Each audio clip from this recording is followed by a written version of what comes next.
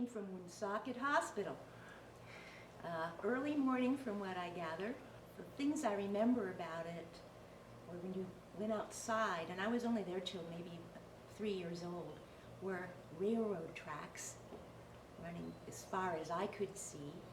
And just down the hill and to the left was my family's first restaurant on Hamlet Avenue, situated like nestled into all the mills that were there. And I remember the Blackstone River. That loomed large in my life, and it still does. My father was a musician, as well as working in the restaurant. And I grew up with that dual life. He would get up really early, spend many hours in the restaurant, come home, take out his trombone, and toot. And there was always the radio on, there were records, and I listened, and I'm told that I sang before I could even speak. As I got older, my father really mentored me. He also encouraged me to sing, and he encouraged me to try to scat like Ella Fitzgerald, and there's nothing worse than a 6-year-old scat singer.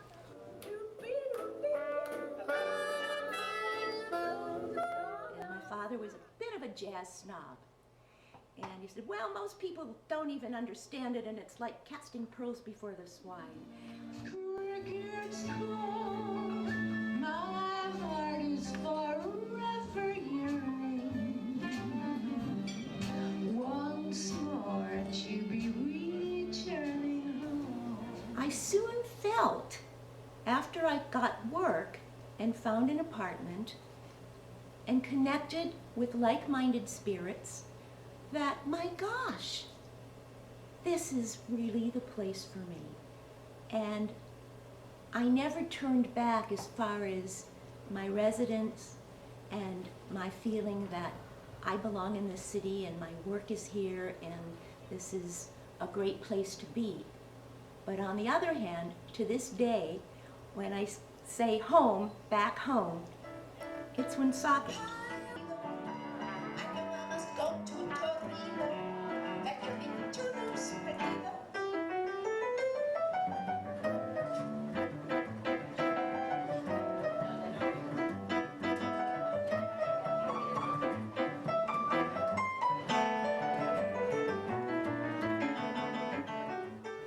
My father, Sam, started out the jazz policy here. And wouldn't you know, it would take a New York musician who happened to be talking to us in New York after a gig, saying, you know, I just played a gig in some funny place called Woonsocket, Rhode Island. I said, what? He said, yeah, in a Chinese restaurant. I said, you can't mean Chan's. I said, that's the Chinese restaurant of my childhood.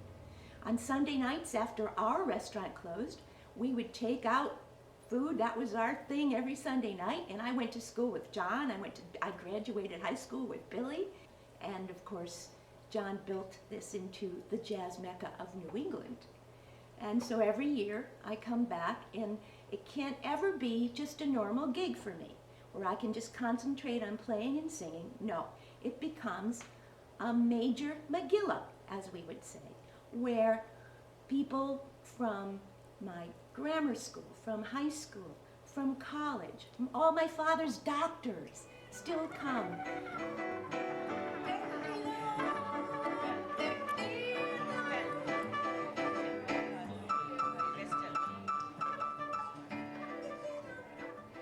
I don't have a huge bank account to show you that I've done this for such a great profit, but the profit has been to be able to do this. I come from the land of fish and poi, where moonlight nights are the real McCoy. It's the land of paradise for a girl and boy.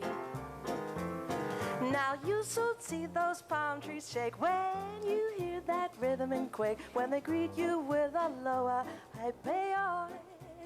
It's always swing time. One of the songs that I do that everybody knows, but I find it to be one of the most requested and the one that has the most connection to people is Moon River. We're after the same rainbows in, waiting round the bend, my huckleberry friend.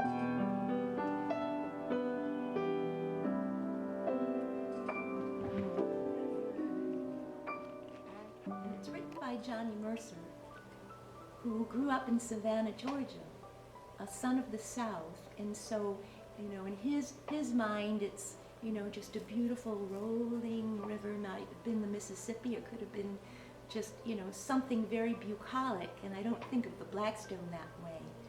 But I think what it says could apply to my growing up here. Wider than a mile, I'm crossing you in style someday.